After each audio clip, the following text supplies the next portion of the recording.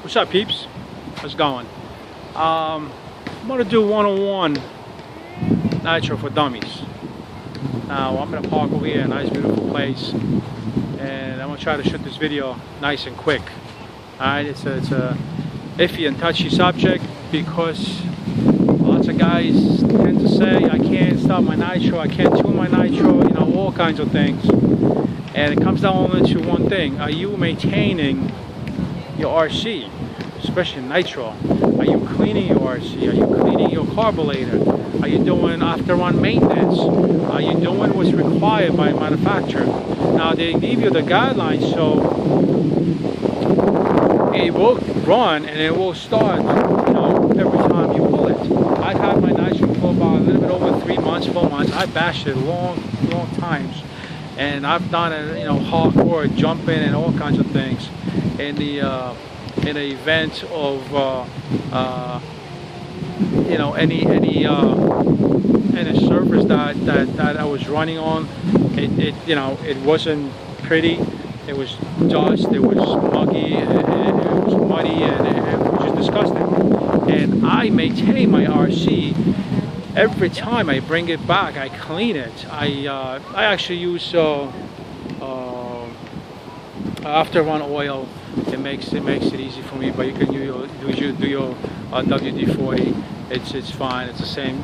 I can't say it's the same exact thing, but it does the same exact thing. That's what people use that. Now, let's talk about your high and low needles. Now, forget about the terminology of you know, lean, ridge, and all that crap. Don't worry about it. I started with a 5th scale. It was not easy. Nobody told me what a high needle was. Nobody told me what a needle was. Nobody told me what a low needle was. So I had to find out on my own and find out where and when I had to tune my car. And I had more problems with my 5th scale than anybody else would have with a 5th scale or my nitro. So after saying that, you know, my 5th scale wasn't easy. It would be almost always out of tune. And, you know, finally I've learned what's going on. I always say, like, you know, 2 or 3 turns out, like, what the hell do you mean? Now I understand. Now, that's your manufacturer settings. Make sure you know that for your RC. If you don't know that for your RC, you'll never start your RC, or your RC will never run correctly because you don't know your settings, your original settings for manufacturer. Alright? Now, saying that, let's talk about, let's say, a lower needle and a high needle. You most likely will first start playing with your lower needle, because lower needle will determine how much fuel are you getting when you're pulling on your pull start or your power start or your electric start, whichever you're using. Now imagine if it's open all the way, meaning open when you get up in the morning, you open the water in your faucet, you open to the left. The more you go to the left, the further you go out to the left, the more water comes out, and when you turn it to the right, the less water comes out. That's exactly how it works, a faucet. Now, don't even worry about your idling needle. That I never touched. I've never touched in my life. Okay, don't worry about your trim on your idling, because you shouldn't be considered trimming your idling for tuning. That's not tuning. That you're just messing things around. And now here is the kicker. The less, now here's a very important thing. The less fuel that goes in other words, the high RPMs, of course, the faster your motor is going to rev and the faster the RC is going to move. Now, that's low needle. Let's not even go to high speed needle. So what happens is lots of guys will put the high RPMs. They want to run a really high rev, which is good if you know what you're doing.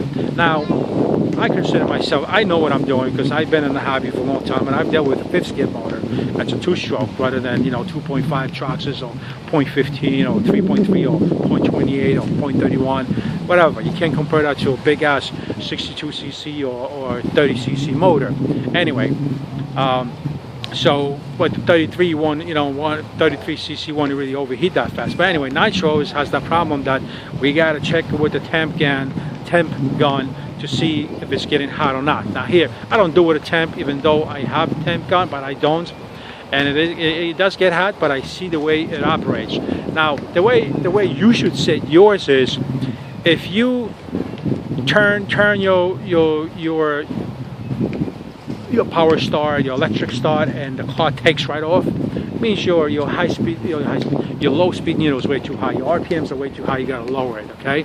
Now this is how I set it. If I put my RC on the floor and it just moves, maybe under a mile or a mile an hour, that's totally fine. I don't like it. That's totally fine. Okay. Now, if I drop it and it takes off like crazy animal, that's the problem. So if you guys set your idling, screw, do it out of flat, I guess land, and see if it goes to some speed. Like I said, I don't like when it continues sits there, because I'm not getting that top speed performance out of it. So I gotta have it move just a little bit, not taken off, just a little bit. And again, your manufacturer low speed settings are very important. Usually I do 1 3/4, 1 1/2, and when I yank on it, she starts right up, no problem. Remember, if you have done your maintenance. If you haven't done your maintenance, I'm sorry, you're out of luck. Now you gotta maintain the whole truck. You gotta take everything all apart. When I say everything, like the motor and everything, the carburetor and everything, you gotta take it apart, you gotta clean it, because you haven't done it for shit. So now, you have your 1 3/4 turns out. She starts it beautifully. Alright, now you're revving really nice, okay? Now, every time, let's say, the old cars from 70s, if you had your idle screw set really high, your motor had a nice your car had a nice pickup. Well, the same thing with these RCs, they're gonna have a nice pickup. Now here where the dilemma comes, if you're revving too high, okay, you might be overheating your motor. Now, not always, mostly you don't, but again, if you're not revving too high, if you put it down and it takes over, you're running too high. You put it down, it crawls, it's good. Now moving to another point, your high needle, okay, how does that work? You hit the top speed, okay? Now, low needle is bottom end speed, which we already talked about it, we already fixed it. Now, your high speed is the high end speed, okay? The top end speed, okay? Now, you're doing top speed, you're doing whatever, 20, 30 miles an hour, whatever your RC is doing, and she kind of sounds like she's kind of choking, like she's garbling, if you know what I mean. Like you put your mouth into a glass of water, you go brrr, and that's how she sounds. Okay, no good. Now let's say from a dead stop, you gun the trigger, and she goes, no good. Okay, I mean, I don't want to sound like a retard, but that's exactly what it sounds, and it has a very deep, shallow noise. What you got to do, you got to close the high-speed needle. Okay, that means to the right. You go to the right to close it, to the left to open it. Alright, to the right when you close it, less fuel.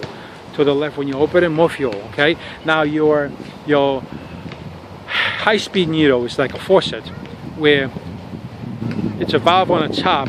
You're telling the motor how much gas you want to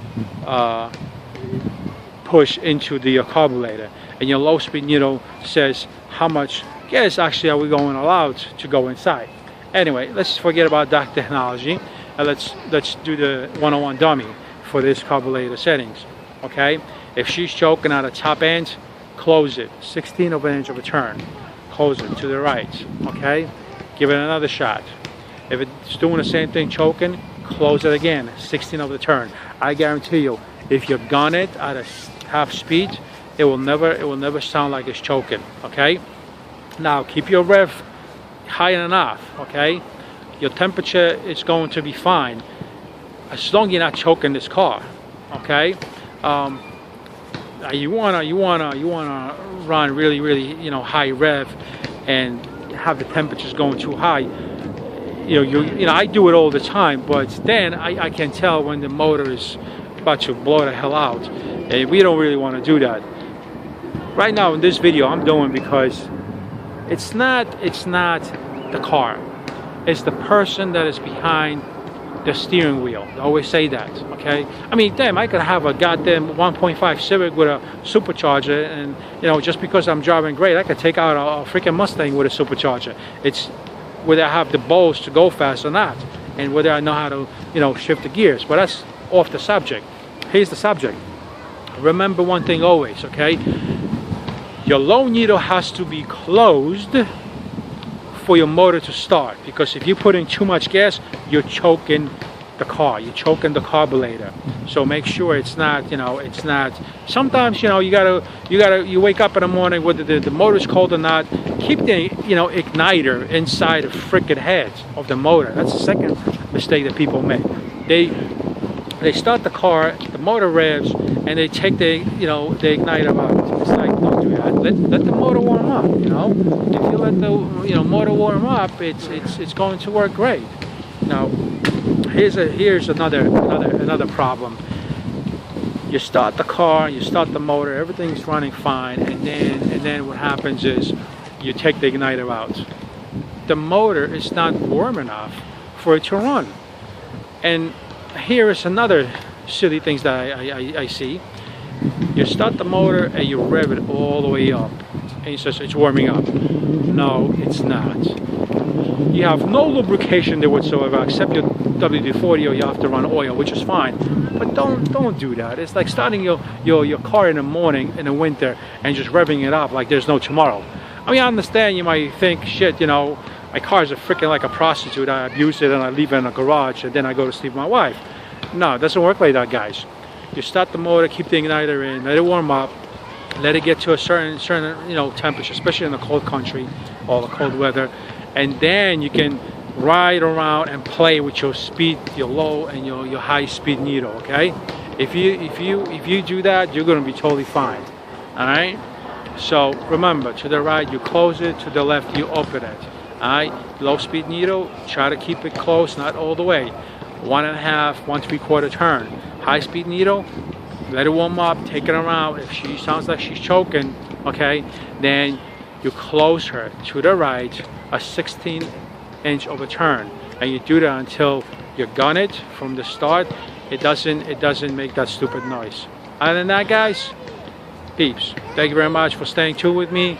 Thumbs up, comments below, whatever, whichever you understand. If you have a different understanding, better understanding of this video, this technique, you tell me. I mean, this worked for me before. I don't want to use terminology like leaning it out, reaching it out, this, that. Dudes, stay focused on a basic knowledge. You know the old say, the damn fucking thing, it ain't broke, don't fix it, man. Run your car, start your car, make sure it's, you know, it's the low needle, it's good, that you're not fighting the motor every time you pull, you yank on the freaking pull start, okay? Once you have that settled, you're doing your maintenance, you're doing everything what you're supposed to be doing, your truck is going to run much better than any other truck, okay? Because not everybody follows this. This is a basic, you know, kind of like RC hobby wheel. Lots of guys is like, you know what, I bashed it. I've done it. I bashed it. Let me just put it on the side, and you know, I'll see you in 2 months or so. Now I've done it to the electric. I haven't done it to the gasoline or nitro one, because if I did do that, I wouldn't be running these trucks today. But they perk like a baby. So this is what you got to remember. Your low needle is very important. Okay, your high needle, you will learn that as time moves on, and you will see when you close the valve. Okay, when you close the needle to the right, as you'll force it in the morning when you brush your teeth, it will pick up more speed. Make sure you have your speed at a comfortable speed, not where you have your speed out of control, where you have your speed where there's no smoke coming out of your tailpipe. Very little smoke never hurt nobody. Okay, a lot, guess what, you're flooding it. Don't do it. I see lots of RCs, you know, riding out there, and they put out so much smoke it's not even funny. You're flooding your car, you're flooding your engine. It's going to stall out. You're never going to be able to start it up, because you're going to burn all that nitro or all that gasoline inside the engine as it is. Alright guys, so do me a favor, stay warm and be good, peeps. Take care.